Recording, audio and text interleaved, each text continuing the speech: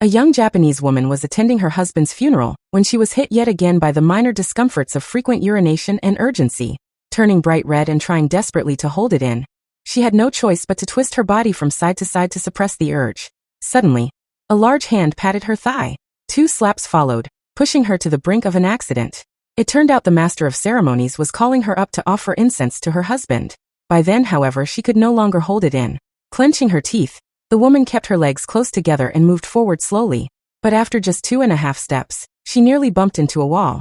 Everyone present was instantly stunned by the sight. When she finally made it to the altar, everyone thought she would be able to finish the final ritual without a hitch. But the very next moment, just as she was about to offer the incense to her late husband, her body lost all control. She lunged violently toward the incense burner in front of her.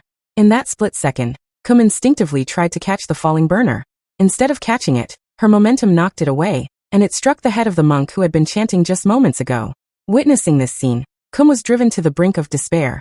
The monk slowly turned around and glared at Kum with an intense gaze. Even with his decades of experience, he had never dreamed of encountering such a bizarre situation. Not knowing what else to do, Kum could only keep apologizing to the monk earnestly. Fortunately, it was considered a minor incident, so Kum returned home shortly after. Surprisingly, though her mother comforted her by outwardly downplaying the incident, she immediately tried to set her up on a blind date. Hearing this, Kum decided to ignore her mother completely. But once she returned to her room, she began to comfort herself. After taking some time to soothe herself, she finally sat down at the dinner table as if nothing had happened. Seeing this, her parents quickly suggested that they find her a tall, wealthy, and handsome partner, so she could have both financial and emotional support. Realizing her parents were looking out for her, she had no choice but to nod in agreement. Little did she know that when she arrived at the high-end restaurant, she would face a shocking truth. Her blind date was none other than Shimizu, the man who had previously been covered in ash.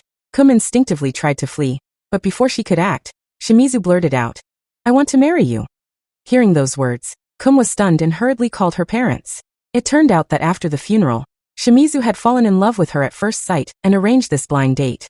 Although Kum strongly resisted at first, as she experienced Shimizu's attentive care, she quickly came to accept this match arranged by her parents. And so, this unusual pair began walking their destiny-driven journey together.